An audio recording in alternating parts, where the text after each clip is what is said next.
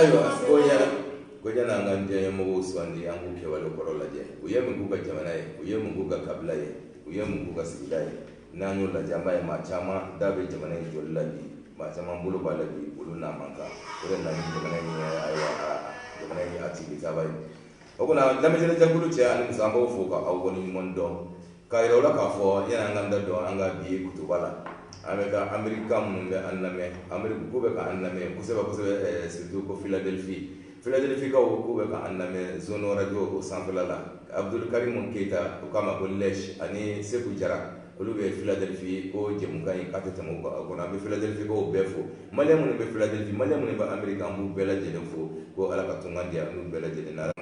o ko na nga fuli be fana ko bela jela radio dafina barkela ni gine ka barkelo anga fuli bu bela jelen ko technicien na animateur national so ambu bela jelen fo ka fana ko bela jelen fo na lu fo abena joila ka mun fana be nulu so londo annane watila nuga ka anname bololo nuga ka anname radio so sambo nu ya radio bango la voix du bango anga fulu bu yo ko ala ka kanu ala ko jaje bari amba fo ale be radio futala ma ko anga fulu ba jaje bari ka MC fana anga fulu ba de la te farshi ko ambu bela jelen fo fana ko bela jelen ko ni so ma aywa bi so modena amena kutuba min kala bi so modena anga bi kutuba abina o debla baro amina olu fo on yana sisan kutuba min na amina dawma bi gangana na amina ado folo awa lakana baliya min ni anyonyo le be anga jamana konnana o lakana baliya o mu konnana anya e kafo femi ye awa Idriss Déby ne ale ni Charles président aya la kafo ko ka awa jala gilta ka yesi Alpha Umar Konare mandale président ko ale ni Amadou Toumani Touré aywa kulu ani occidentaux kulu de jeli ndo ka mali fin duna kulu la fega ya aywa o ye ngali fo la flana amina nda do femina o ye dialogue min no de bese nan ka ko dialogue inclusive ne politique no ye politique galongo wala ka inclusive ye ngalsa so mage sigi ka fo ye no opposition mo ulu no akilna fo o fana ka no bora manasa danigo ale ye wele bla Alpha Umar Konare ma ko aywa ko ka wele bla ma fo ko kande o kuna jamana nyama koro mun fana be nulu be balola muna uluma wele Alpha Umar Konare kelen do wa o kuna nun to abna fo o fana ka ningali fami ya annani nai ngamina la jeza no asro am se ka sika fo ke ni iya diye ale ni amal kunfa pour que mari se ka ko ni crise ni kono to na ina ko chible ya foto mena na sada ko be amina na ko fana ka ani ka tabla nga jamana nyama no ela Ibrahim Bokar ke dai a wili ka joy dai sufi akmana ine akmana akmai ala kana to na sigina dara wala kada ganye yibo ye fana o kuna bo bela jilen fo gawdo kira mo to ala ka fo nyam go mako adanga sigi wala danga sigina nyuma ye kana on ile nyuma soro amba funga ka bismillah mba fo ba woni mando na nyama fo zanu to woni so amba prince resira ala yi juma ina na ala ka juma wala ina ya rabbi ala ka jama bas ya rabbi ala ko mala ka dam ya rabbi amma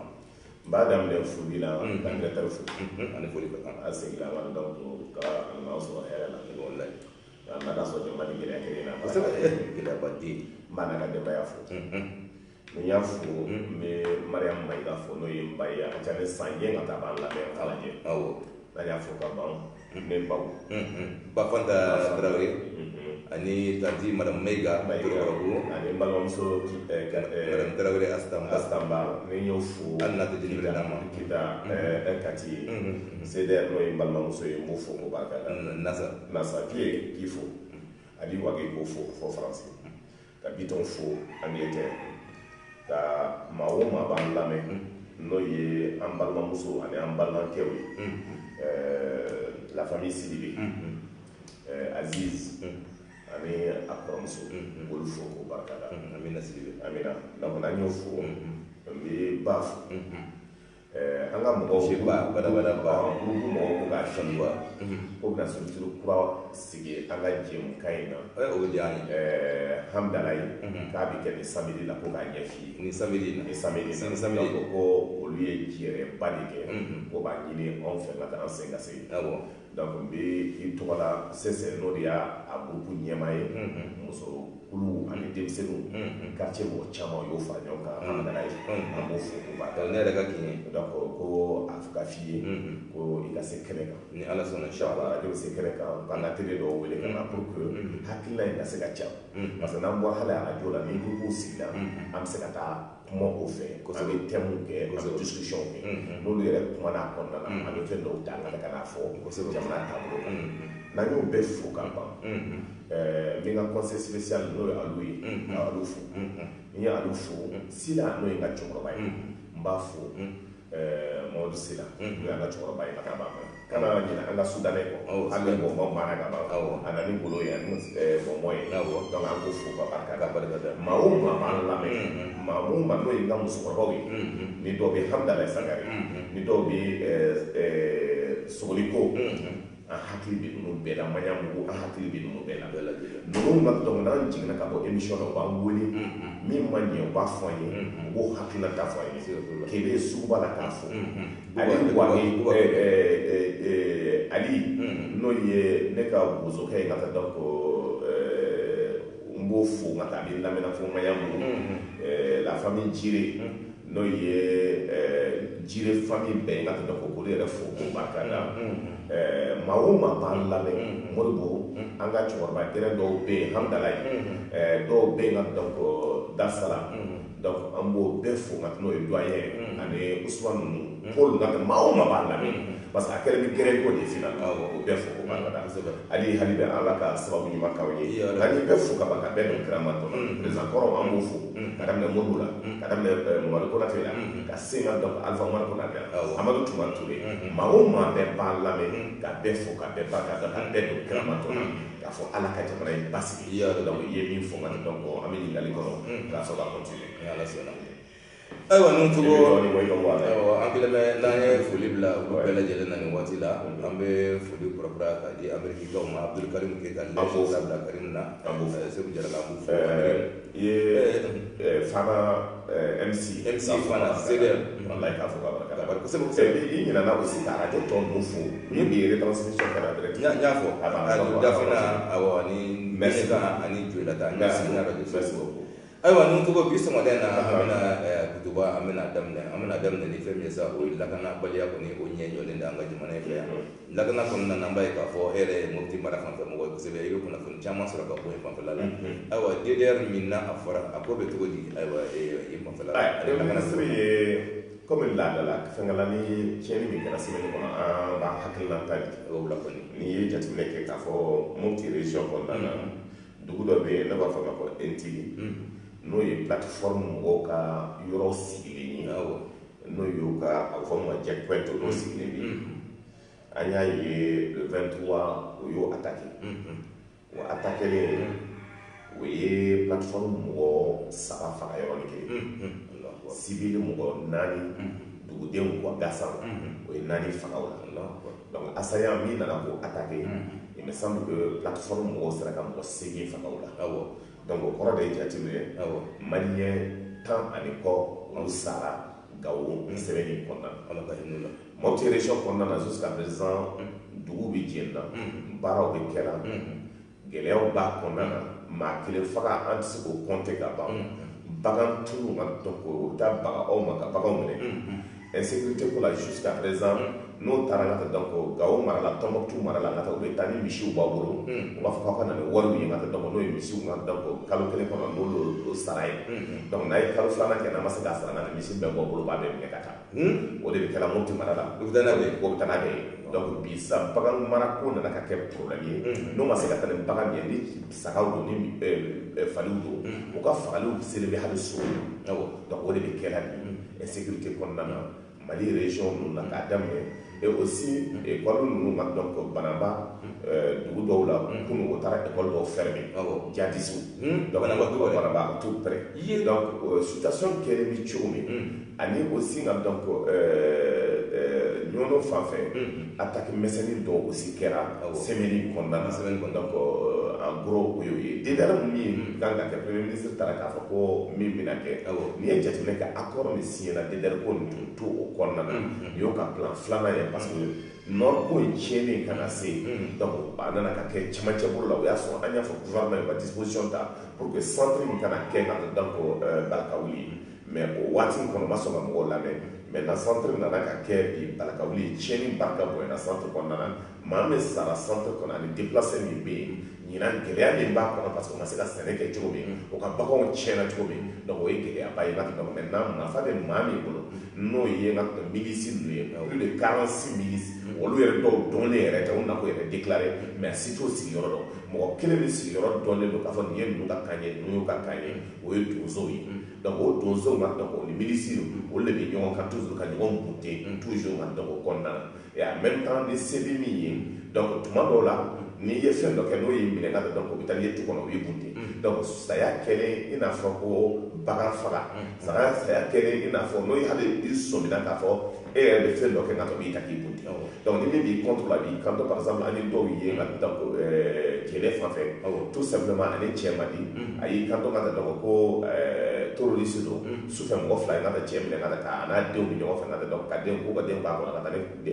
cɛ ye ka taa hali sini ka taa cɛ ma ye donc o kuma taara fɔ fanga ye fanga kan ka donc prévu t'o bolo donc o ko caman de bɛ kɛ la bi Mopti région kɔnɔna na min bɛ tiɲɛni barika bonyana kosɛbɛ donc aujourd'hui je pense réellement que nin bɛɛ justice kan ka segin administration kan ka segin baaraw ka kɛ na donc pour que jamana ka se ka bɔ nin kɔnɔna na maintenant on b'a fɔ ko DDR ko min kɛ DDR minnu ye ka maaw fara ɲɔgɔn na mais jusqu'à présent c'est k'o t'a ɲɛdɔn mais min ye n tɔɔrɔ a ko bɛɛ la aussi insécurité ni insécurité an laban bɛ se o ma ka taa donc maa min tun bɛ yen ka taa n'o tun ye Mopti gouverneur kɔrɔ ye n'o ye Sidi n'o de tun kan ka sécurité ko bɛɛ gérer o dɛsɛra ka sécurité gérer un ancien directeur de la sécurité d'État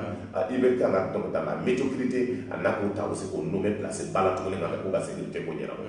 donc pour nous baara kɛcogo ka taa donc aujourd'hui c'est bienvenu dans le monde des médiocres pour que jamana ka se ka bila ka taa comme ale de b'a fɔ ko a tɛ des médiocres ye bienvenue dans ce monde des médiocres où nga donc ça veut dire c'est la promotion des amis la promotion des copains la promotion donc des gens liés même d'autres séparés donc ça pose problème. L'insécurité est gérée dans cette situation k'a fɔ ko i b'a kɛ cogoya min na aujourd'hui nous avons beaucoup de généraux bi o bila ambassade la kɔfɛ la Mali mako b'o la donc aujourd'hui min yɛrɛ ye hali dɔw ye nkalon tigɛ ka taa k'a fɔ ko pusiw bɔra terroriste nana olu bɛ ambassade la nka donc yɔrɔ dɔw la parce que i bɛ ka kadi u dɔw ye nka donc mɔgɔ dɛmɛ ka fanga ɲini ka d'a ma cogoya dɔ la donc n'o généraux dɔw bɛ yen nka donc des généraux des colonels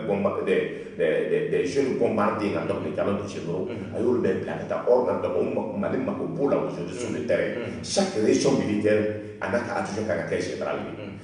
dans les grandes structures donc de l'armée aujourd'hui généraux de kan ka kɛ Mali armée kɔnɔna généraux jumɛn bɛ dans les commandements à les compter au bout des doigts bi Mali kɔnɔna na donc ça pose problème donc ce commandement là niveau kan ka wuli ce commandement les hommes doivent être assistés par des gens qui ont d'expérience min bɛ se ka to ka jamana bɛ se ka gérer sécurité problème yɛrɛ ye mun ye d'abord qui et qui commande min bɛ commandeli kɛ d'où ils viennent est-ce qu'il peut drainer les gens o de la ka combattre wa ils connaissent le terrain wa o bɛ bɔ min mais ni faamaw den don n'olu somɔgɔw don n'o ka surun ɲɔgɔn na n'o ye kɛrɛnkɛrɛn n'o dulɔw bɛ ɲɔgɔn fɛ olu bɛ to Bamakɔ ka taa olu ta yɔrɔ sira donc e de gère ça ça ne peut pas marcher a tɛ se ka marcher a tɛ se ka marcher Mali kɔnɔ n'a ma tiɲɛ fɔ ka taa donc a bɛ kɛ yeko fila ye ça ne peut pas marcher et donc d'abord donc dans le commandement militaire il faut que mɔgɔw ka da o la ni dayiru bɔra sisan n'a jɔra n'a ko mɔgɔ man ka taa a ye bɔ o bɛ bɔ parce que o ye dayiru ye ka taa donc Damina o ye dayiru ye ka taa sur le terrain Musa kan t'a la i bɛ da ale la hali ni t'ale fɛ ka taa i bɛ sɔn a ye ka taa sur le terrain parce que c'est un homme de terrain ministre de la même ta i y'a ye hali ko sisan nana donc mɔgɔ y'a critiqué ka taa ko un général qui descend avec des armes sur le terrain mais parce que ale bɛ terrain dɔn mais combien de généraux maliens aujourd'hui des jeunes là qui ont été bombardés parce que nous avons donc des gens qui ont été généraux. À 22 ans, ils ont été généraux. Or, les Malités, tout le monde ça c'est dans la promotion de la médiocrité de Ibrahim Boubacar Keïta. Ici, à Watila, les généraux là, colonels, nous avons fait 20 ans de quelques galons de colonel. 20 ans. Donc 22 ans au Canada général au Borel. C'est dommage. C'est ce qui Ibrahim Boubacar Keïta s'est fait. Donc maintenant, les exécutifs gèrent s'il n'y a pas de hommes. On mourra des gens qui sont capables de prendre la situation. mais o bɛ ka recrutement minnu kɛ nin sen na o recrutement caman bɛ kɛ dɛ n'u togo n'i tɛmɛna an ka tribunal da la bi wulada fɛ 16h waati ninnu na i bɛ denmisɛnnin furakɛliw caman de certificat de nationalité n'u ka nationalité n'u b'o ɲini na caman b'a fɛ ka taa fini ta ka taa Mali la ka na. mais an bɛ bi Mali fɛ wa ka fɔ maa 1000 ni kɔ ta fo maa 2000 ɲɔgɔn na. A ka ca mais est ce que u ye dɔw kɛ ka tɛmɛ ninnu bɛna waati joli kɛ formation na ninnu bɛna former cogo jumɛn n'u taara terrain na sur le terrain est ce que ninnu ka terrain kan minɛn b'u bolo minɛn min b'a to u bɛ se ka lakana kɛ nafa parce que leader min bɛ ka kɛ de ta ni leader kɛra ni dɔw bɛ yen n'olu t'a minɛ olu la minnu t'a minɛ olu la olu fana bɛ se ka na bi olu kan dɛ. n bɛ fɛ ka min f'i ɲɛna dɔrɔn n bɛ min fara o disposition na nin bɛɛ ko bɛ kɛla jusqu'à présent e y'a mɛn ko SEMA mɔgɔ désarmé na ayi i y'a mɛn ko plateforme désarmé na plateforme mɔgɔ de SEMA na donc ani terroristes a y'a ko a ka interview dɔ la ko arme min b'olu bolo ni olu sɔnna Mali na to Mali bɛ se ka san 20 kɛ hali n'a ma marifa san ɲɛnabɔ et olu ka dotation dɔw bɛ yen o b'a sɔrɔ Mali armée la ani Niger ta ani Tchad ta n'o yɔrɔ attaqué ka bɛ o b'o ta o b'olu ta naaninan aujourd'hui Libye bilalen don marifaw dalen don kɛnɛma parce que Libye tun ye jamana surarmée marifaw bɛ yɔrɔ bɛɛ ka taa o b'a sɔrɔ donc aujourd'hui c'est qu'olu ka mago tɛ fɛn wɛrɛ la n'o mago bɛ arme na n'o ye attaqué ka taa o ta n'a ye. Donc aujourd'hui, ces gens-là m'ont désarmé. SEMA m'a désarmé. Plateforme m'a désarmé. Ni waati in kɔnɔ an bɛ yɔrɔ min depuis déclaration kɛra o y'u ka position ɲɛnama bɛɛ ta ka donc là o tun bɛ yen o bɛ kɛlɛ kɛ position na o b'o yɛrɛ préparé et donc gouvernement b'o dɔn et o bɛ tulonkɛ la an ka service de renseignement mɔgɔw b'o dɔn o bɛ tulonkɛ la le moment où n'a donc n'u y'u ka position bɛɛ ta kɛlɛ kɛ position na o ka mɔgɔ ɲɛnama o ɲɛnama bɛ Bamako presque o bɛɛ bɔra. Donc, aujourd'hui, recrutement, aujourd'hui, Minto, matériel dans la santé, matériel de dernière génération, quelle est la qualité? Où est-ce qu'on avait choisi qu'elle a au voir des tout consommer? Et aujourd'hui, avion de Bamako, est-ce que l'avion c'est à 2 heures, 3 heures de temps qu'elle vole là? Est-ce que l'avion de Bamako a la distance de jump qu'elle a un combattement qu'elle a c'est qu'elle a son essentiel là? Avion est bien. Bon, comme le chef d'état-major, Koulibaly Ko, il est quand même dans l'avion tan flassan. Mais en bas, il y a le 22 septembre là. Mais en bas, donc, à fond, pour que si bombarde la bombe, c'est que l'avion va se mettre. Donc, les coquera à côté de parce que déjà, on a donc je vais gérer comme ça ne marchera pas. Donc, il nous faut des hommes, des femmes capables de gérer l'armée sans embâche. Au même niveau armée no même ɲɔgɔn na ye joli cɛ a tɛmɛ ɲɔgɔn na armée de b'a dɔn armée ta ye min ye i fa ka CV i ba ka CV ça veut dire i fa ye min kɛ armée kɔnɔ a bɛ sɛbɛnnen livre de bɛ qui tu es compétent pas compétent nul pas nul nulard pas nulard a bɛ sɛbɛnnen don an da i b'a fili dɔrɔn ka ta k'a lajɛ ka quel type d'officier il est est-ce que c'est un officier féroce est-ce que c'est un officier comme ça bɛɛ bɛ dɔn alors donc au Conan il faut des hommes capables de faire le combat.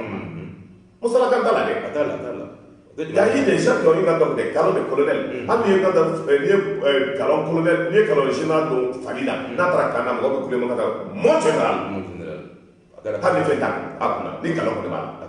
Maintenant, le problème est il faut envoyer ces hommes-là, ces jeunes aujourd'hui qui se tapent la poitrine, ils sont fiers de porter le canon du général, de les envoyer sur le terrain. C'est pour cela que je félicite aujourd'hui. Même moi, on félicite qui sont sur des positions avancées. À un moment donné, il y a un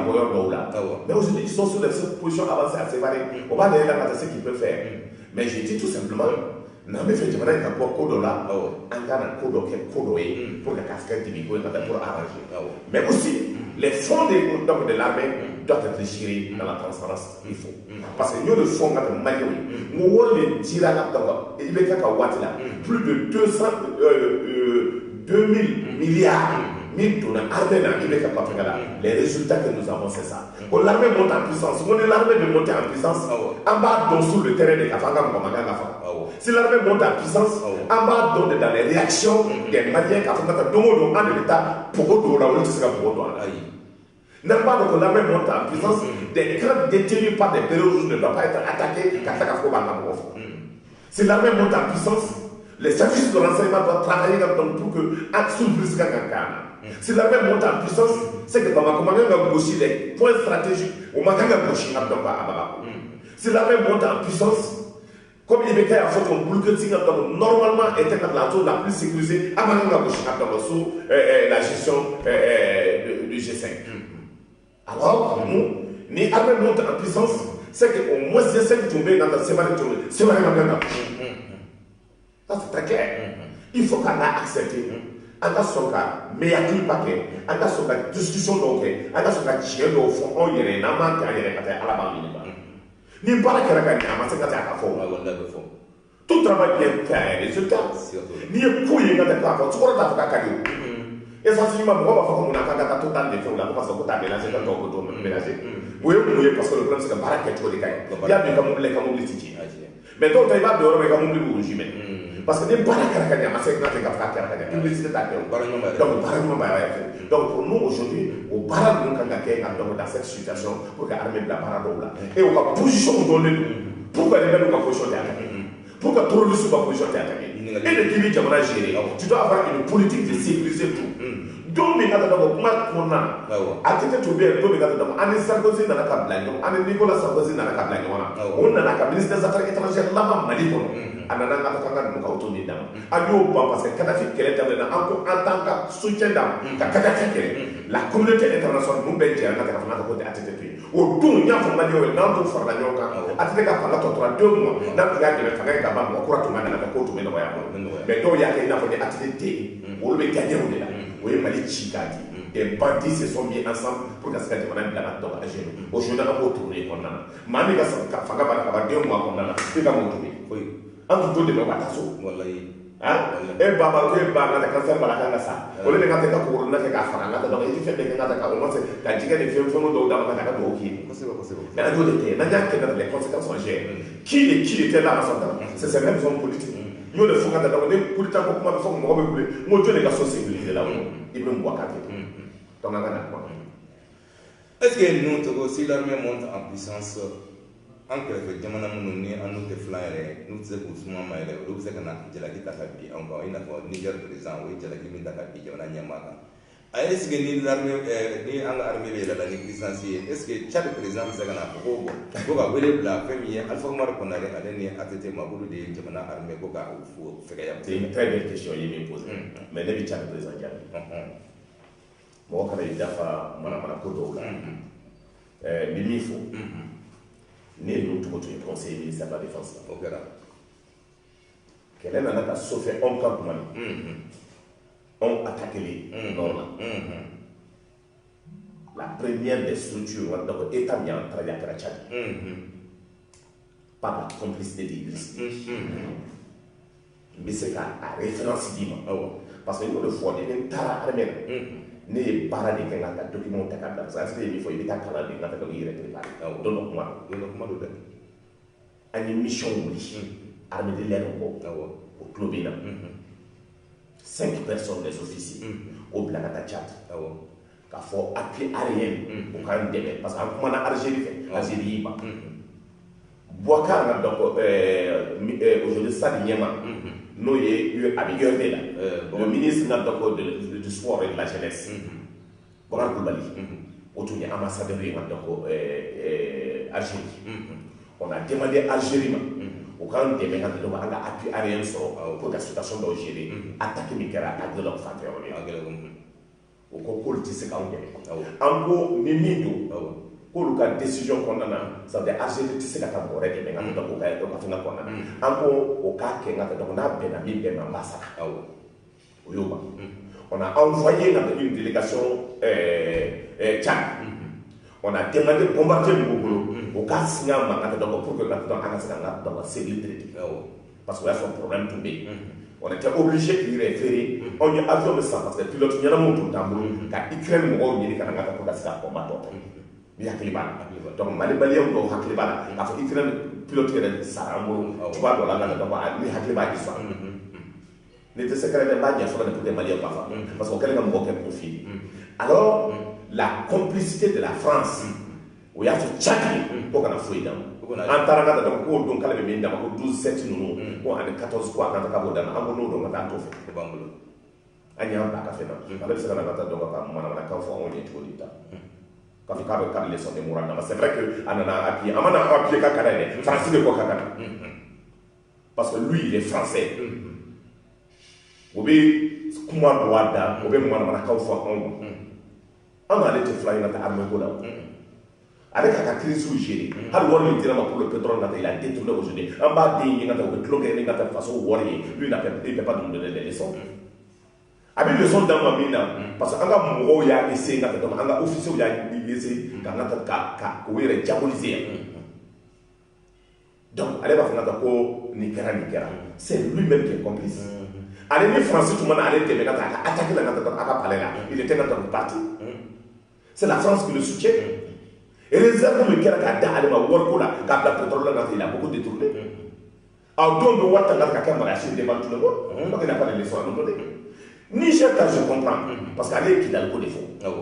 a ko Kidal c'est un problème ko Kidal k'a jɔ c'est il bɛ ka kɛ incapable de dire la vérité au blanc toujours tubabu kelen don français don français b'ale bila an ka taa ale b'olu sɔgɔma ka téléphone ci a ka taa dɔn mɔden min problème min ne de b'an bolo ni ko kan ka kɛ ka taa dɔn a b'a ɲininka français président ɲininka a bɛ kɛ cogo di ATT de y'i ban français bolo a b'ale guider ATT de y'i ban ka taa donc a fɔra ko ATT ka réadmission signer pour que maliyɛnw ka bila ka na ATT y'i ban a fɔra k'a ka wuli ka Kadhafi kɛlɛ an ka tɛ danbe kɔnɔna na an ka tɛ non c'est an ka danbe n'an ka hɔrɔnya o de y'a to n ka taa o don ka taa ATT kɛlɛ mɔgɔ tun ka manamanakan dɔ fɔ ne ko n ka taa ko est ce que aw ni Libye ye frontière ye o sera ka tɛmɛ Niger na cogo min ka na dɔw yɛrɛ bɛ manamanakan fɔ ko non ko an taara o reçoit ni i se t'i den min ka cɛla ta ye n'a bɛ kana cɛla i bɛ mun fɔ i tɛ dugawu de ka ye anw bɔra kalama ka fɔ n ka dɔgɔ c'est que j'ai dit 8000 et quelques kilomètres carrés ka dɔgɔ le nord du Mali dɔw yɛrɛ tɛ nord yɛrɛ dɔn o sigilen bɛ manamanakan fɔ la radio la ka taa taa bɛ nord ye min ye Tombouctou Gao Kidal i bɛ se ka dɔn à peu près 3 semaines kɛ n'an tɛ i yaala i tɛ adamaden kun dɛ wa hakili la ka dɔn ko n bɛ na kura don i bɛ mun de k'a la ko la aujourd'hui tant que c'est un ni seba ye an ka satellite de kɛ ka yɔrɔ min sécurité maa bɛ se ka sigi yen ka 2 mois 3 mois kɛ i t'a kalama enquête kɛra yan k'a fɔ ka taa mun de nana ni crise ye nord la assemblée mɔgɔw ka dɔn en 2000 Alpha ye mɔgɔw bila ka taa enquête la ils disent que les gens là min gɛnna ka bɔ Algérie n'olu ye ka dɔn élection gagner les fils o y'o gɛn ka bɔ tɔn transfert ka dɔn nord wo de kɔnɔ nord wo kɔnɔ bɛ yen an t'a kalama ka fɔ bɛ yen parce que nous n'avons pas les moyens de sécuriser a ka bon anw ma 7 ans ye 1,2 kilomètres carrés 7 ans ye ka sécuriser a frontière c'est peu rouge mɔgɔ bɛ se ka don Niger mɔgɔ bɛ se ka don Mauritanie fan fɛ mɔgɔ bɛ se ka don Algérie fan fɛ a t'a kalama mɔgɔ bɛ sigi dabaraya la o tɛ fɛn kalama a tɔgɔ o t'a kalama o bɛ da caya donc n'a tɛ fɛn kalama a bɛ ɲininkali kɛ maa kana kɛ jamana kɔnɔ ɲaamɛ i tɛ fɛn min dɔn a ɲɛ dɔn et puis n'i t'a dɔn i kalan kɔnɔ i ka sɔrɔ a kɛ a ɲɛɲini mais kana sigi dabarabaya la radio la sans contradiction ni maa min ko k'i b'a débat contradictoire kɛ n bɛ yan n ka dɔgɔ su ka taa a répondre an ye bilali bɔra tuma caman u kana débat contradictoire la fo ka to yen ko nintugu kalabanci k'a ma ɲɛ o ye kalabanci de la nintugu sigilen an sigilen an ka taa hali armée ko la ka ɲɔgɔn fɔ don dɔ ko nous puisse faire ko ni dalen b'a la k'a bɛ n ka taa débat contradictoire kɛ su près an kana avion ka référence ka taa an ye min san an ye min bɛɛ kɛ n ka taa n b'a bɛɛ fɔ c'est pour cela ne nana n ka taa ɲɛfɛ fɔlɔ min fɔ a tɛ nin mun ye ne bila ka taa comme chargé à la communication n bɛna min kɛ san o san bɛ agenda bɔ e ka discours b'a la n ye min kɛ san kɔnɔ le chef d'état-major général fɛn bɛɛ kɛra yen ka taa répondre ka dɔn au discours ka dɔn de feu du président de la République a bɛɛ b'a kɔnɔ san min kɔnɔ min sanna a bɛɛ b'a kɔnɔ on a fait 9 agenda o 9 agenda kɔnɔ les documents sont disponibles i bɛ taa lajɛ min bɛɛ kɛra kɔnɔ a bɛɛ sɛbɛnlen b'a kɔnɔ n y'o fɔ a tɛ ten ka taa donc en tant que jeune n ko n'an b'a kɛ ten ka taa n'i bɔra don min ka taa o bɛ yɛlɛ i kan est-ce que le document existe n'o cogo nin bɛɛ lajɛlen bɛ kɛ la jamana kelen min kɔnɔna na maa fa ni fɛnw bɛ ka kɛ fɛn bɛɛ lajɛlen bɛ ka kɛ malidenw kan ayiwa an ko k'u ka sigikafɔ kɛ sigikafɔ min ni a kan ka ɲini ni Iyad Agali ye ani fɛn min ye Amadu Nkunfa ye mun b'a bali ka se ka ɲini ninnu ɲini k'u ye désarmement o fɛn o nin bɛɛ ye maliyɛnw de ye o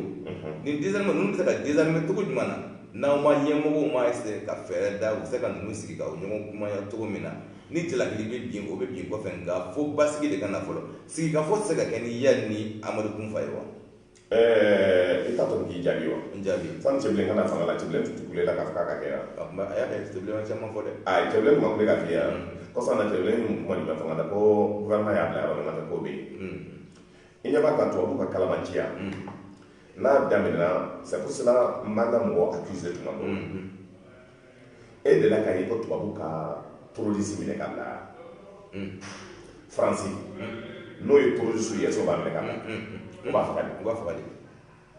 o b'o ka tiri den miiri la ka tɛmɛ tiri ko mais an bɛ kalabanci kɛ an bɛ t'o minɛ négociation na an bɛ tila k'o bila mais olu b'a ka mɔgɔ faga donc c'est pour cela moi je ne félicite pas maa o maa n'i taara terroriste minɛ k'i bɛ n'i yɛrɛ kɛ k'i ye cɛ ye pour moi ka cɛ lâche ni maa o maa y'a kɛ cɛ lâche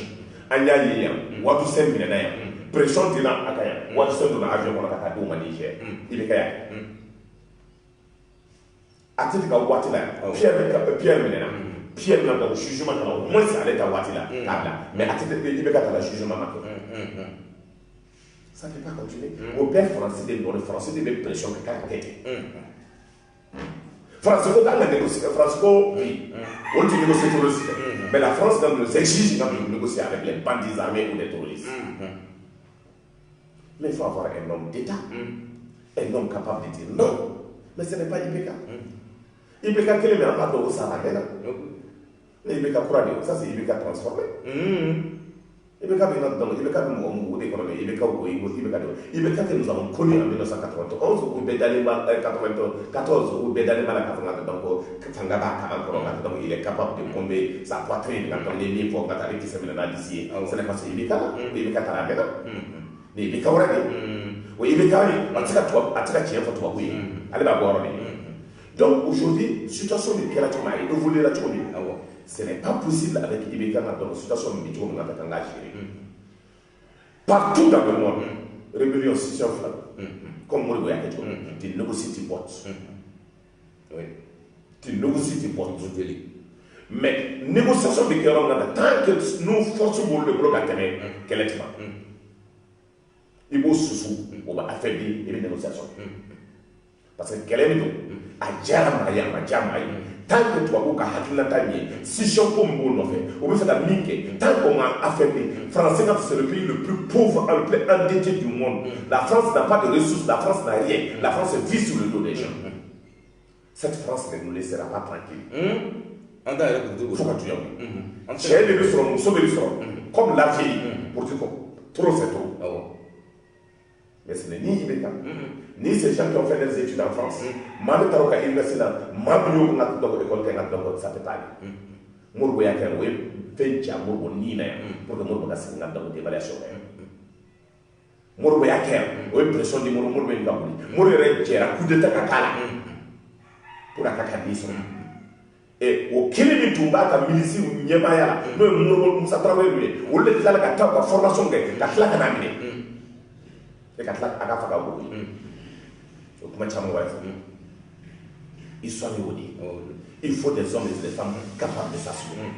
mais est-ce que ninnu don wa ayi est-ce que ninnu bɛ se ka tiɲɛ f'o ye wa je ne pense pas surtout maa min y'i ka vie bɛɛ kɛ français couloir kɔnɔna na kuma da la ne bɛ se ka tiɲɛ f'o ye parce que ninnu ka mission fɔlɔ yɛrɛ français kan ka taa n ka Champs-Élysées n'ale donc je suis parti donc j'ai mangé ici n ye nin kɛ tan ka taa o la yɛrɛ tun y'o de parce que o gɛnna ka bɔ France sɛgɛn na cogo min n'o seginna ka taa en tant que premier ministre en tant que président de la République olu ka vie arrangé de o ka parti peuple la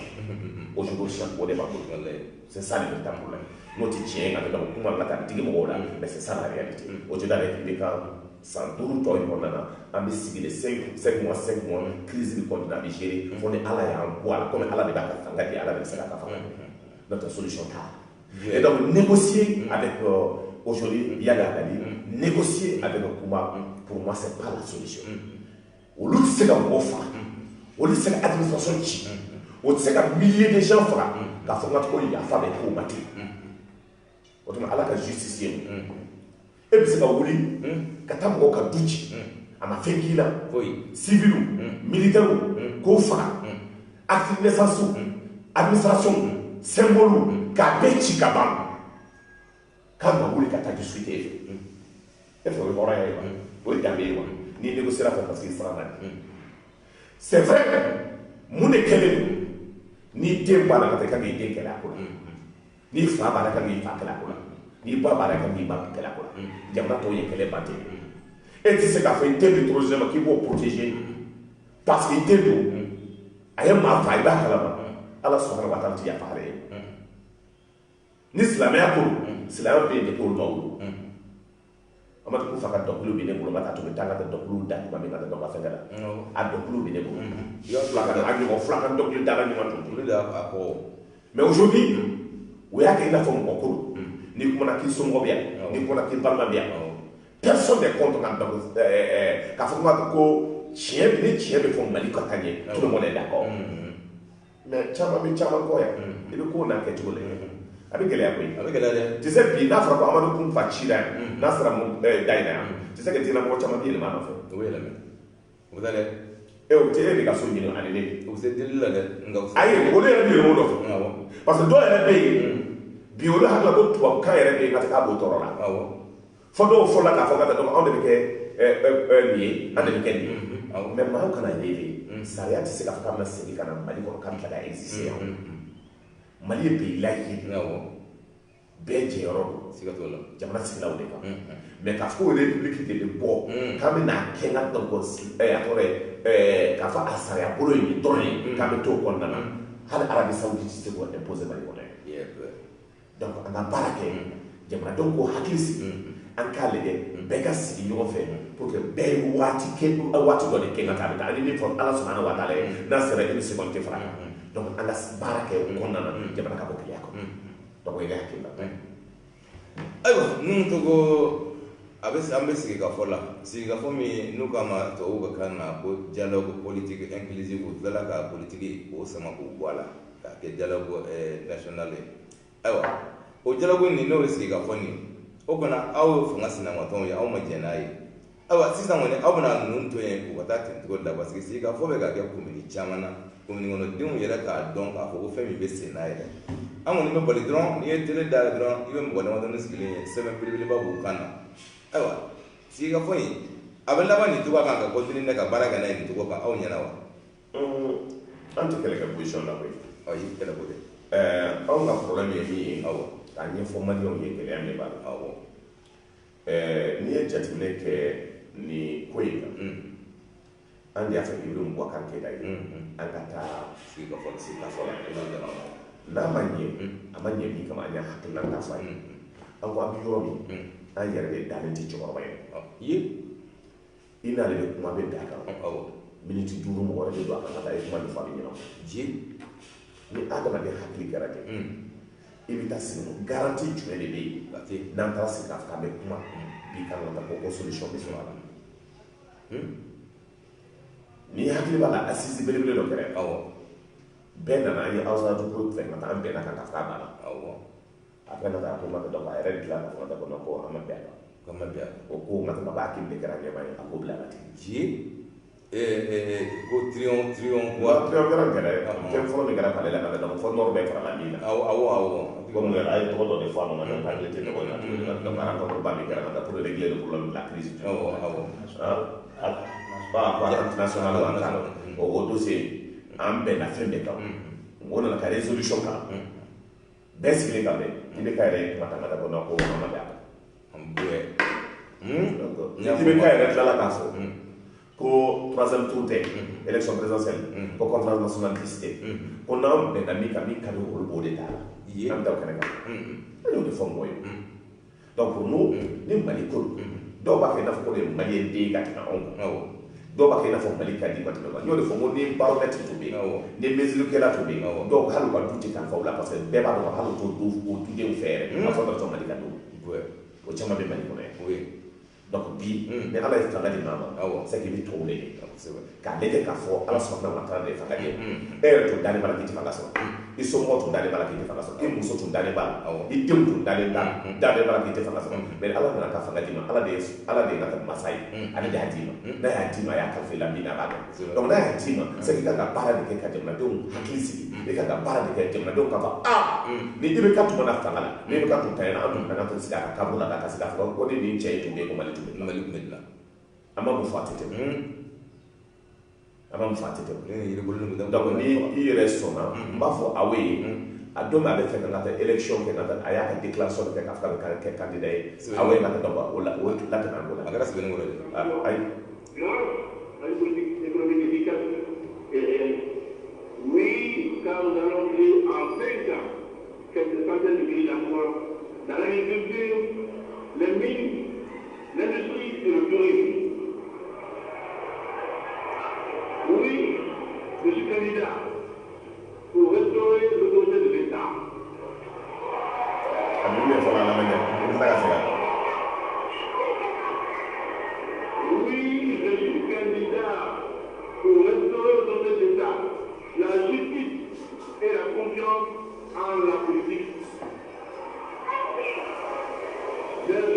existe.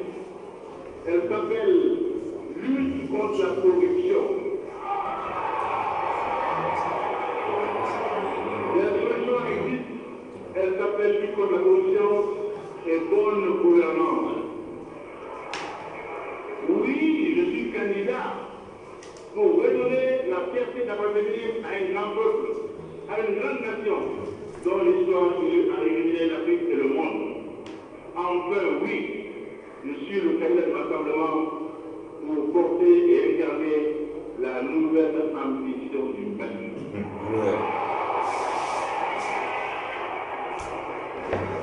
Chers compatriotes, toute ma vie, je me suis préparé à servir mon pays au plus haut niveau. Vous m'avez suivi, accompagné et aidé dans les différentes missions que j'ai eu le bonheur et l'honneur d'assumer, notamment en tant qu'ambassadeur, ministre, premier ministre et président de l'Assemblée nationale. Vous avez été, pour l'avoir dit, sensible à mon courage, mon attention aux autres, mon sens élevé de l'État, d'un état de droit où la justice règne en maîtresse absolue. Pour m'avoir vu à l'œuvre, vous me savez intègre et rigoureux. Et dans les périodes de turbulence et de tempête, vous m'avez vu la capacité à maintenir le cap et à prendre des décisions rapides.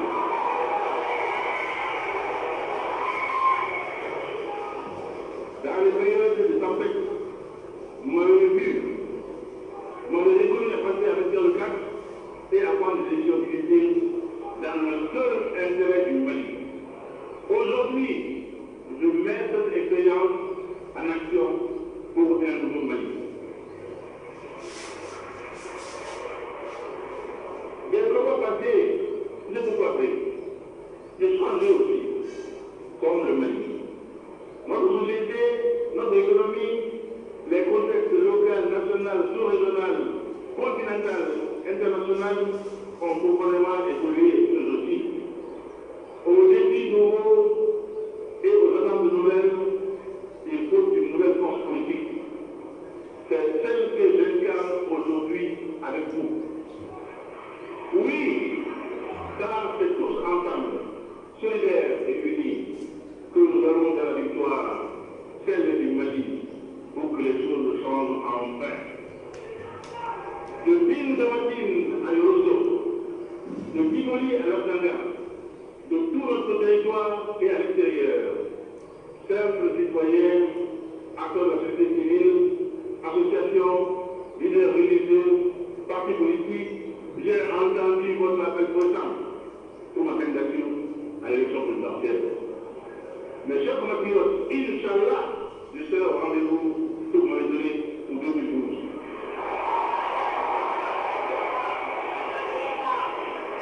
Inch'Allah, je serai au rendez-vous que vous m'avez donné pour 2012. Dès demain, j'irai à votre rencontre pour écouter, recevoir conseil et bénédiction et pour vous présenter ma vision d'un Mali fort et juste. Je m'engage devant vous à déployer une énergie sans pareille et à afficher des déterminations sans faille à conduire notre pays sur la voie de la modernisation et du progrès pour tous, sans laisser pour compte. Cette victoire, je la veux pour vous, tous, avec vous tous, car j'aime le Mali, j'aime notre grand peuple. Votre attente est grande, votre espoir est vif. Ce puissant désir de changement, ce désir d'agir, je l'ai vu. J'en fais mon engagement avec la prochaine élection présidentielle. Le Mali aura rendez-vous avec la démocratie, mais aussi avec le progrès pour qu'il soit enfin une vraie réalité pour tous. Pour y parvenir, le Mali a besoin d'être rassemblé et réconcilié. Et c'est tout le sens de ma candidature. Je l'ai voulu au-dessus des structures d'un seul parti pour puiser ma force alliance féconde de plusieurs formations. J'invite d'autres partis à nous rejoindre pour renforcer le puissant mouvement des gens en marche. Et vous tous, femmes, hommes, jeunes, anciens, vous qui croyez à l'avenir grandiose du Mali, rejoignez-nous. Ensemble, allons composer pour le Mali mon énergie, ma détermination, votre motivation et votre enthousiasme. Nous allons amplifier la dynamique qui nous porte déjà et faire en sorte que demain, nous puissions faire enfin le Mali de nos rêves. C'est tous ensemble, rassemblés, solidaires, que se construira le Mali de demain. Le Mali rayonnement, le Mali créateur de richesses et de valeurs au service de tous ces types. C'est le combat auquel je vous convie dès maintenant. Chers peuple du Mali, je vous donne rendez-vous le 14 janvier et le 12 pour la commande de la lycée au stade de l'État. Vive la République! Ah oui. Aïe, m'en faut assurer là. Ça veut dire mille des fois à ma mais ni je n'ai rien de la aïe, à la main. À Kamaléo, Mami Bassikotobe. À quoi Kamaléo, on a état de droit à Kamena. Kabe lutter contre la corruption. Il y a une casse sans corruption pour faire. Dans ce niveau-là, anti-Tchaya à la on veut me dire qu'on va continuer, mais à la justice. Bara Kake, c'est ou Kake. Mao Maba, on a fait messer nous, mais on a fait bleu. Aujourd'hui, tous ces bêtas, un bakato la taille, un adamataille, fait Chamamorebi, à la quête de la transparence, ça va continuer. Aujourd'hui, Femorebi, comme au niveau de la douane, plus de 13 milliards, au niveau de l'énergie, ils vont continuer. Au niveau de d'autres secteurs, on n'a pas de continuer. Mais avec la transparence totale. Afin qu'on puisse trouver la tournée, au travers de notre sola. Mais il n'y a pas de trouver, moi, mais pour nous, on a Naya Kenny Choraya, tu vas pas de tout ma cobaula. À tout maintenant, tu m'as tout fait oui, mais pas utiliser dans la belle temps. D'afou, Chamanis, élection de la tête, oui, moi, les canaux, président de Babou, à Kadwa, tous ces gens seront intervenus. Nous avons fait l'industrie budgétaire, car même Mali Warta, qui est le plus grand, il a la carte rattrapée. Or, document au bébé, ou de Bora, ou de Tairo, c'est que tu mets validé. Habli bien retraite là. Pour ceux qui veulent bien en opposition de là. Il faut que les gens comprennent l'argent des contribuables maliens, l'argent de la population, l'argent des marchés, l'argent de l'armée, l'argent des impôts, l'indiscipline au niveau de la douane, ça ne peut pas continuer. Je vais donner les États-Unis sur tout le monde. Il faut que chacun se dise. Et puis, il y a des gens pour la flora. Et puis, il y a des gens qui ont la flora. Il y a des gens qui ont la flora. Il y a des gens qui ont la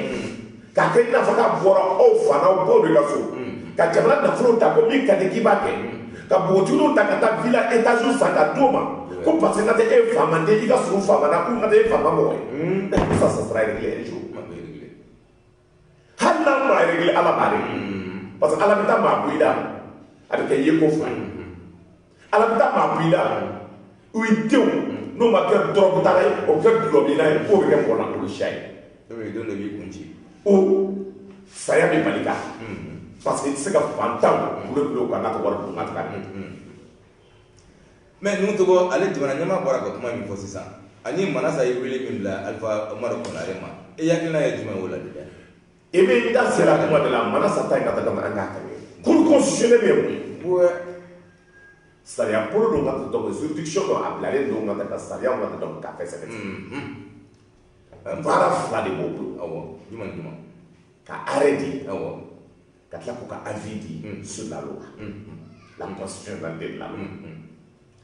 Il y a donné les cas. Université. Il y a donné les cas. La maîtrise, la université, Mali université. On fait, Manasa est mis à lettre. Est-ce que Manasa a droit à lettre? Aya Chilton Tola. Est-ce que aller des cours constitutionnels représentés? est-ce qu'ale ka lecture ta ye k'a fɔ ale de cour constitutionnel ye wa ko min kɛra Mali la mana saya dɔn bi de k'a bɛ yen wa élection min kɛra k'a fɔ ko insécurité tɛ yen mana sa de b'a fɔ ko sécurité ɲɛnama tɛ yen k'a fɔ k'a fɔ ko élection bɛ se ka organiser wa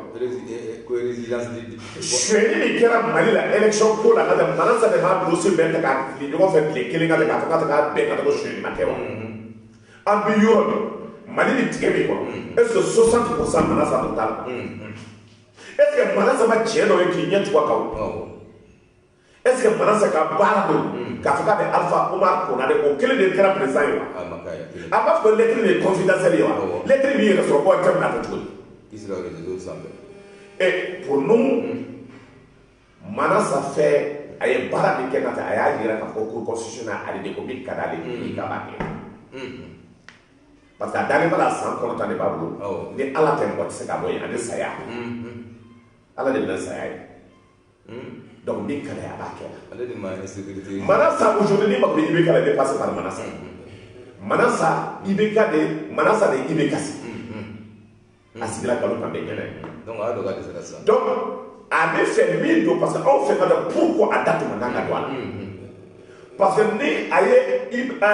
Alpha wele ka na sigi kan min na n'a ka kɛ i da don concertation ko in na n'o ye dialogue ko ye ni maaw taara bɛn parce que dɔw y'i ban ka taa comme opposition ni o taara sariya kan n'a sariya ma se ka ɲɛ n'a ka kɛ loi ye n'o loi nana a kan ka taa bila manasa de kɔrɔ ka pour que manasa k'i da don a la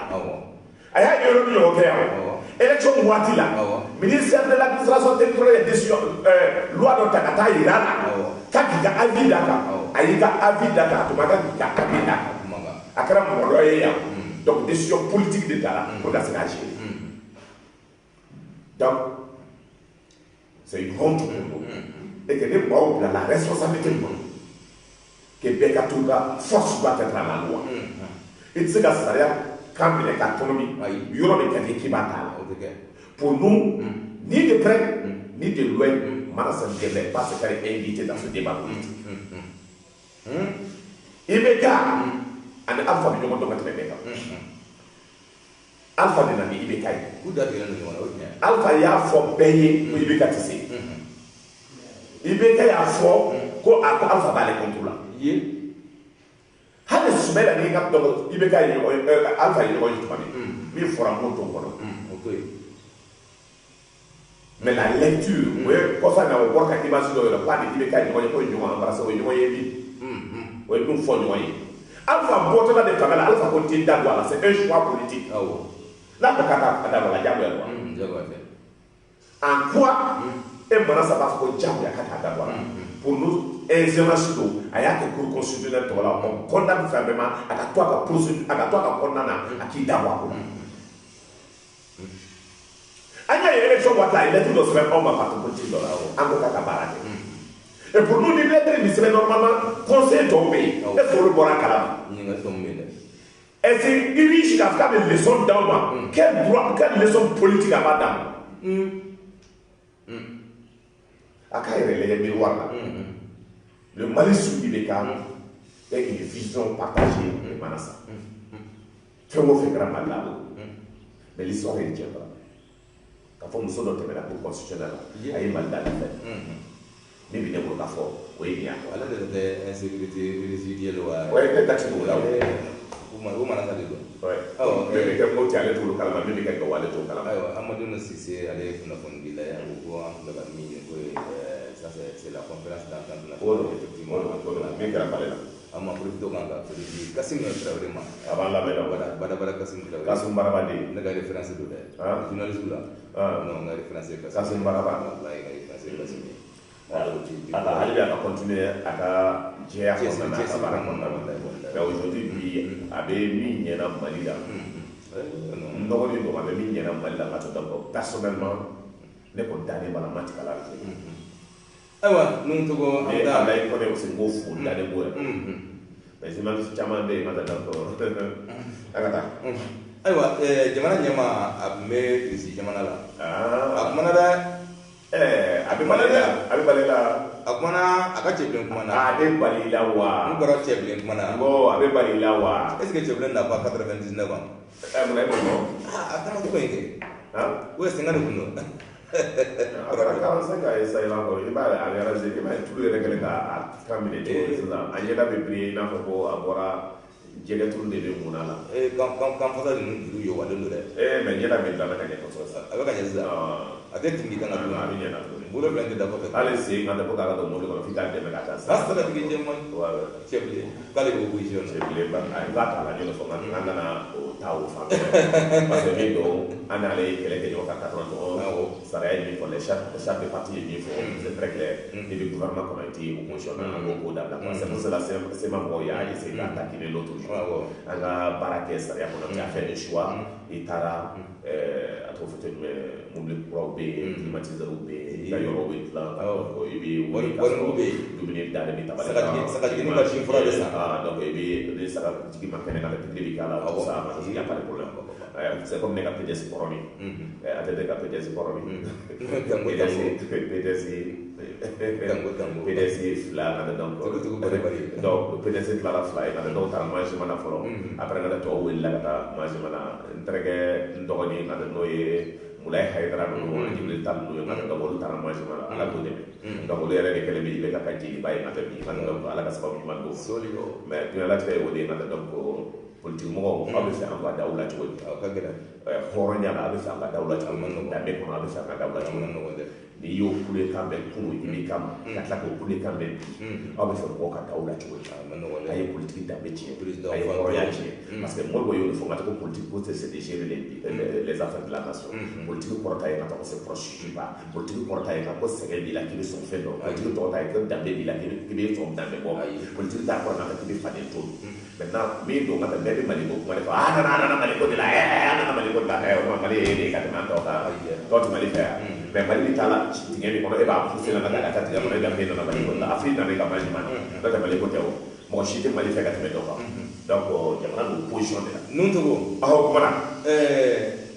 E ko ko an tɛ se mɔgɔ tɛ se ka sigi ka kuma ni mɔgɔ fagala ye Amadu Kunfa ni Yadi ko sigi tɛ se ka kɛ ne tɛ maa fagala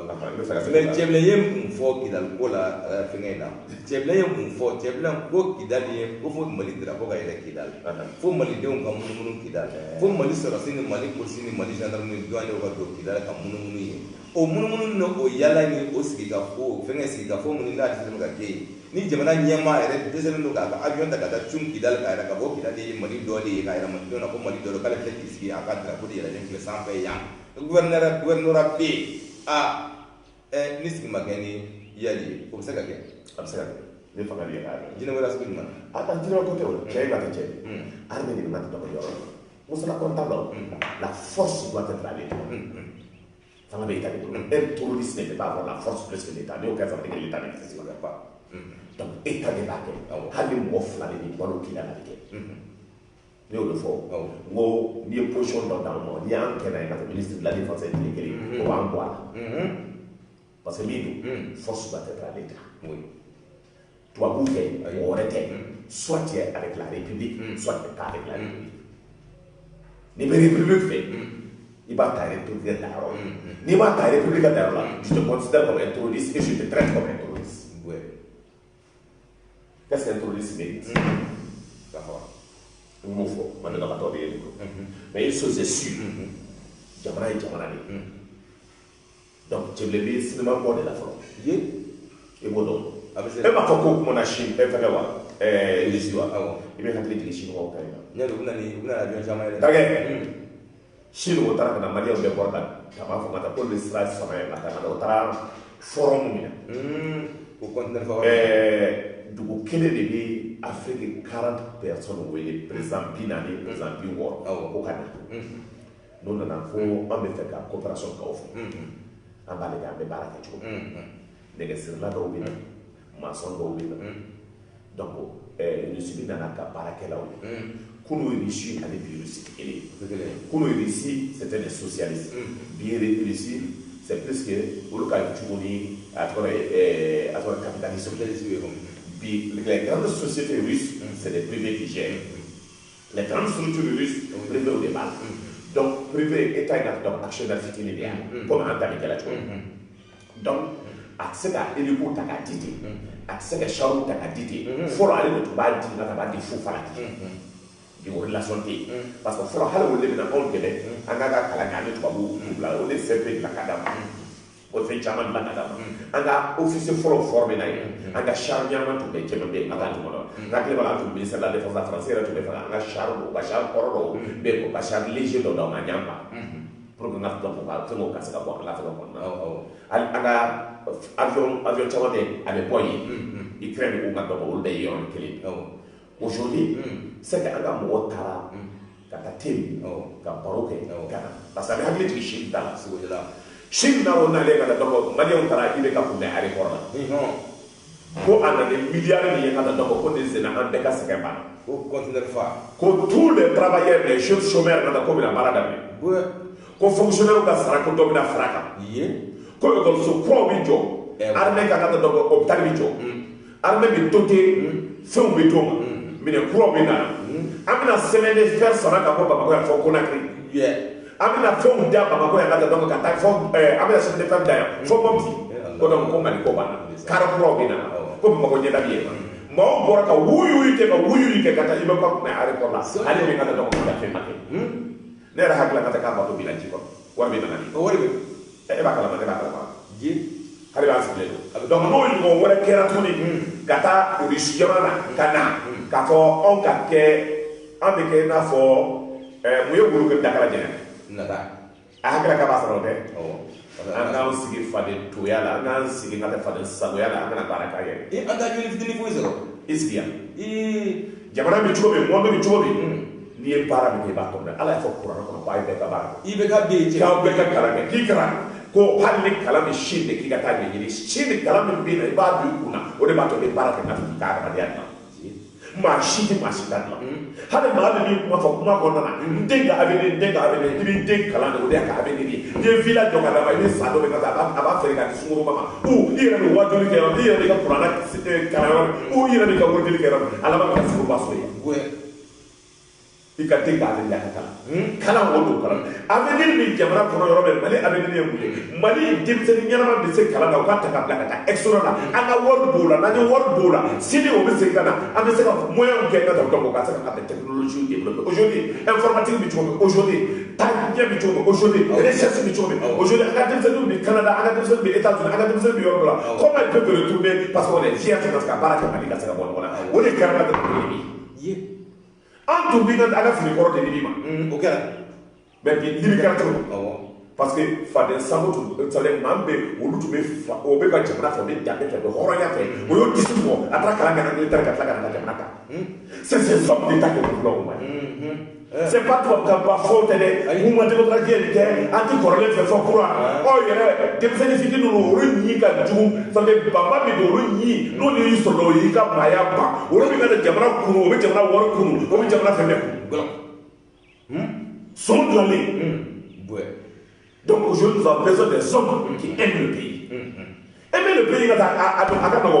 mais nkalon denw n'o y'a ta k'a da i la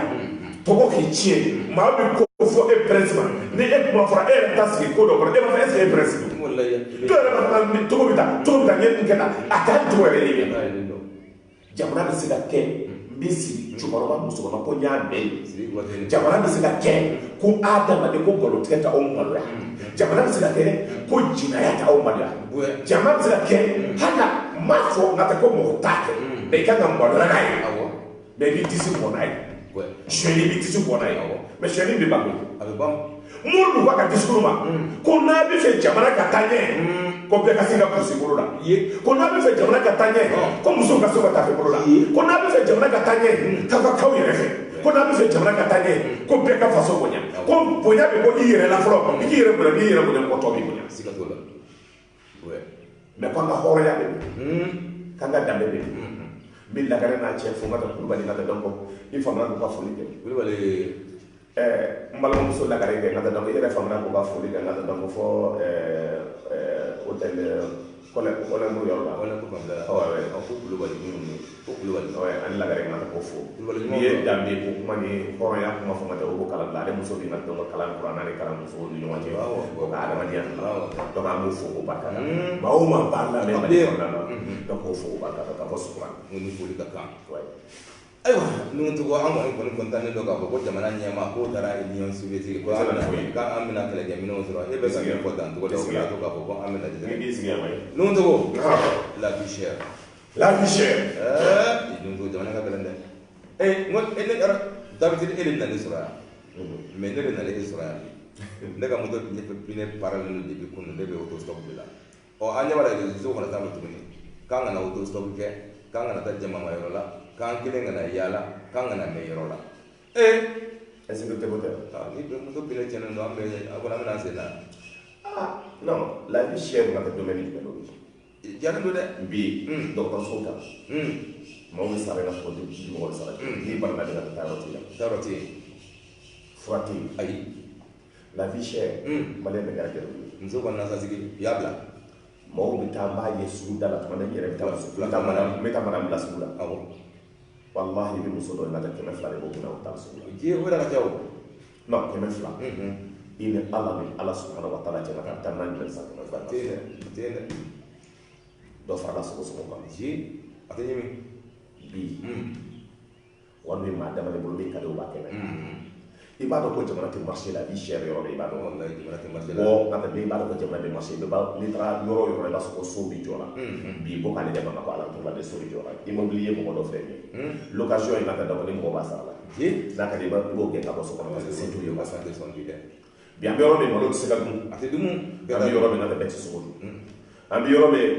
ko ko ji je o na de mali ko am do ke ngata o wi buwe mais ami yoro be sa de koro de duna mana jugu bi kala ngata kono na mana o bichaya wallahi ami yoro be ma se ko de kay kon sa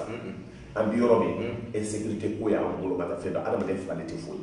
ami yoro be e bita filmu de de ngata adama de be fa la ko ngata mali kon na mali kon na mali kon ko tangala ami jamana ni na ni bore ka do kidise wallahi ami jamana ni na dambe ko ni horoya afala ka do kalama ami dambe ko mi na mi kanga dambe sigi no yi na daga dutile ka uya na almami tutu fola ka kola abi yoro mi ma mi kanga kuma kanga labe ko kuma kala be ngata do afala ka mo fola ka tikola abi yoro mi kanga sigi ngata mi manga ida do kuma pakatelo no ko dabi na kuma pakatelo segen no la fiche we mu yi anda essence do be fala ka tole anda la fiche anda courant do be fala ka tole o ya se ka la fiche abi yoro mi police du woro mi na ñoo fa kala tole afra ko depuis consultation kala tole la ko wardo be dilo ko fa be dilo ma fe be dilo ma kare ko nana o ko no ya na zahali ka mo ble ka go fiwe do le bala ba fiwe ka ka 15000 sa o lu yere ka mo ble fiwe ne donc o lu ka do ko ka mo ble fiwe ni la ma mi qui n'ont pas droit à ça ou ka do wala do do bala na ko ça va marcher la vie chère c'est que notre donc adama de be kare na adama de ga kele la ka ko ka busu bi ne ka donc on no ka donc surtout to la o ka syndicat la ka ta ka donc négocier na ka ta ka to yi o police ba yo la vie chère da be bani na donc horonya ane ko na ko ya na donc o nyenye la vie chère bi muso gana chama ane muso fude chama wo che ba to ni moya do na donc to ni la vie chère d'autres be nation ni na to be ya ye na donc be ma sa c'est la vie chère ta suba on na mo be conteneur mani turu fe na to kele fele la vie chère o ka de la so de fa ni on ka ka duni taji mo fa fe be ka na ni o ye na te ba ko états na parce que mo chama se ka tata mobile se ka tata no tra ka tata na fa ta to go ba fa la vie chère o be des ka fe mi na suba ko la vie chère donc ma o be te mi na ka yiri ba ko na ta ro to la vie chère politique du gouvernement ko na ta ka ko bara de ke na ko te na do ka bo kele ko la vie chère ça de un ka ba be tani Allah la vie chère mali kɔnɔ ko taa nasa a dɔw yɛrɛ ko ko mutala ci la o tɛ nasa sigi tɛ tara tuguni ko nasa sigi fɛgɛra a ma fɛgɛrɛ nasa sigi yɛrɛ de sɔgɔra sisan donc sisan fila mana ninnu dɛ o de bɛ taa ka taa n'o de sugu la ka nasa o kɔnɔ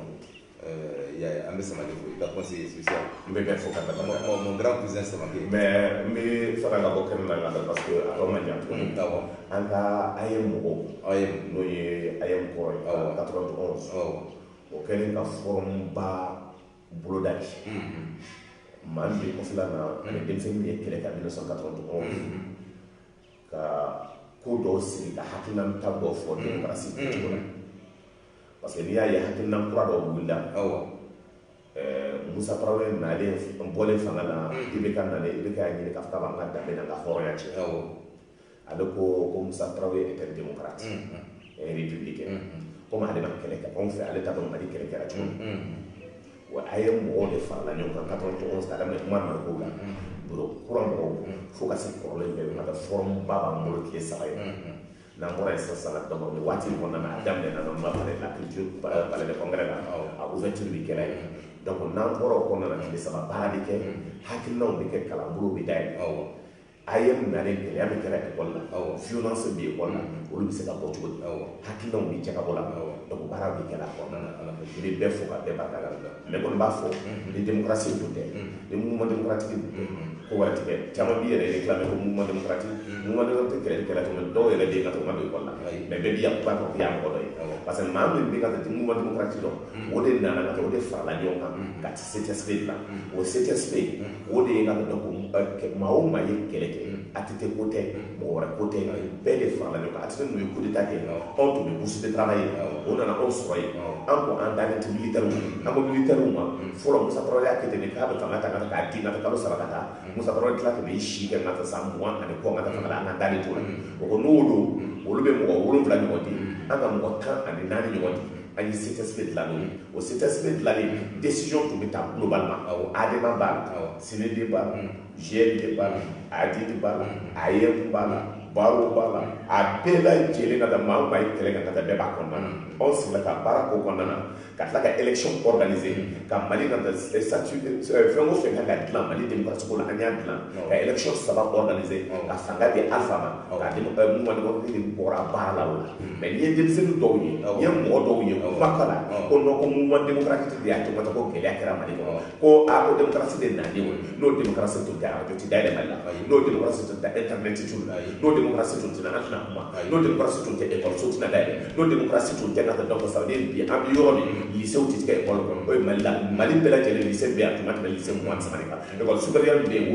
7 école professionnelle min bɛ yen 4 donc nin bɛɛ kɔnɔna na bi n'i bɔra quartier kɔnɔna na i b'a sɔrɔ lycée bɛ yen ka taa lycée 20 bɔ qualité ko mɔgɔ bɛ compter ko Mali niveau jiginna oui niveau jiginna Mali la mais niveau jiginna États-Unis niveau jiginna en France aujourd'hui système d'enseignement bi cogo min an ka lajɛ ka repenser en 1962 Modibo nana les réformes de 1962 ale de la conception kɛ ka tila ka cadre former avec peu de temps des cadres de très haut niveau olu de bɛ Mali gérer la bi si les hommes et les femmes n'o ye jamana ta ils sont dans l'incapacité notoire ka politique dɔw kɛ ka taa pour essayer de redynamiser l'ensemble des systèmes économiques politiques social du Mali mɔgɔ kana fɔ n'a tɛ démocratie démocratie est rien de les systèmes tɛ yen diɲɛlatigɛ kɔnɔ qui peut gérer le mieux que la démocratie parce que dictateur ko kuma bɛ fɔ ka taa donc i bɛ exemple ta Chine ninnu na o ni yan tɛ kelen baara bɛ kɛ ka taa bɛɛ b'a dɔn mɔgɔ tɛ kari ka nafa nafolo dun n'i y'a dun ka taa i kun bɛ tigɛ mais bi ni se bɛ min ye ka taa i bɛ ka tilan ka taa a b'a dun ka fɔ k'a fɔ k'a bɛ tɛmɛ a kɔnɔna na ça pose problème i bɛ se k'a fɔ ko dɔ bɛ yen i bɛ sɔn a la ko dɔ bɛ yen i tɛ sɔn a la hali ni tɛ a tɛ fɛ i b'a dɔn a tɛ n'est pas un homme tenté par l'argent mais aujourd'hui le président qui est là bɛɛ b'a dɔn ko luxe ka d'a ye mobile kura so kura yɔrɔ kura donc yɔrɔ dilan kura avion kura voyage kura a tɛ fɛn o fɛn saya kura donc o dɔ de problème bɛ yɔrɔ in dɛ a bɛ sa dɛ dɔ dɔ fana ta don dɔ ta dɛ fɛn ko b'ale la ka t'o ye sɔrɔ ayiwa a bɛ komi nɛgɛ ɲɛ kɔnɔntɔn n'o tɛmɛna ni sanga 30 ye coyi miniti kelen tɛ fara kan ani dɔw bɛ an tɛ foli kɛ ka ban wala a bɛ foli kɛ joona donc n'i bɛ fɔ an ka minɛ n ba saba n ba naani na fɔlɔ ba fanta n'o ye ba in na ka taa mɔgɔw fɔ sɛbɛnni kɔnɔ o ma se k'ale sɔrɔ bi madame Mayiga n b'i fɔ madame Mariam Mayiga aussi ka daw falajɛ n b'o fɔ n'an y'o fɔ madame Traoré Asama an ka jeli bɛna faamuya ma dɛ ayiwa ko Traoré de ko a kana jeli d'an ma donc a b'an Traoré cɛ Traoré y'a min ka bɔ a ɲa très bien ayi a b'a ni ɲɔgɔn cɛ sa donc n'an bɔra o la an b'an balimamuso fo fɔ Kati n'an ye Kati CDR mɔgɔw ma ka nasa ka o bɛɛ lajɛlen fo ka MC fo ni sese fo ma ka o ka regroupement an kana ɲinɛ o kɔ ka n ka conseil spécial fo ka Sida fo n ka cɛkɔrɔba a tɔra aw ye e ma kan ka fo wa ni ye fo ma ka dɔn ko maa o maa b'a lamɛn sɔgɔli ko k'o fo n ba Sakari an ka ko fo alhamdulilayi n'i y'a fɔ a b'a faamuya an ka vie fo ka Jara fo maa o maa n'o y'aw ka supporter ye kanu kan atau yang balom so kata ko fu ka kasim fu mawo ma ban la mena radio la passer par là na jamba de fo ka pol fo no ya ka gardien ka baba fo ngam ko no ya sumela ka chef de cabinet attaché mawo ma be samake aussi ngam ko fo mawo ma ban la men ka paraba jeli ke fo ka sarango si sarang ngam ko fo ngata do ngam ko no ni nyumandu ni yo fo ka ban ka jibo ngam ko no horonya be tola ngam ba do ginta ko fo ko bakada kamari Teresa nuna o bela tele fo mawo ma ban la bela de wati kono de saray kono na ka fo ala ka sababu nyuma ka o bela tele ala ka jamna baski da be ko horonya na ka ala ka jamna boni gele kono ambe kuma fo on fe ka fe bi do be se ka jamna adama dia kala amma dabo ka fanga kamba cheme hakilla ni ba on kulo jamna joro la ambo we ni ka do amba ni sa de ko ka on juger ka do ko pa lame ni kono se ka chawo ma chama ki hakilla ta ta e ni maso abi nyo so internet ni fe on ni maso aba hakilla ta o ha e wo bi na hakilla ni maso ana ni bro be ka do ba se ka di na do ba ka se ka kerai donc ne bi fo ne ka numéro la 76 32 76 00 donc ere ta ki ka numéro di na do mawo ma ni maso se ka ngule aba hakilla to jara ko me ni do amo ti do to ba na mo fe ni maso ni ne ba nya fa ni ni maso chua be ba hakilla fo me ka uli ka fa da donc ki ko ma ti le ke me ta pas me di fe ni bo fe ni fa ni ba do taw no fe na do ma ala di fe ame mal di fe shukran aywa ame bo wa kebe fo bo wala bada bo wa kebe kan terge fo monsieur ba Aziz kana na ko Aziz aba Aziz libe sorry anga ya ko ke bula kana fo so na fa galla o fo de wa bu fo sebe bara fo di madame nyafo fati bengal do be DGMP la to ga nyama bayre ka ale fo biram jarase la nga fo di baye kante na ni la terga ko monsieur ba bara ba ko no ko kali so ko ko sala amon touré servant madame dago ni ko rabe kala law che kan fo ti ko rabe da ne ko rabe mo ni ka mais il fallait ko rabe mo ko ka mo bine sanga ne ma ne ka debe sena o ko esi ko kala a to sa mo do ko de na plan de ba ni na mo aywa mais il ko rabe servant ani on to kala tout mo servant sa la da mo de la na do ni to mi kala bi yele na ti dire ni na fo sa na do de servant to da ani on to kala de ma wolo servant ay ta no pawdi ay adi ta no pawdi ko da ko aji fo ani ko ni so wa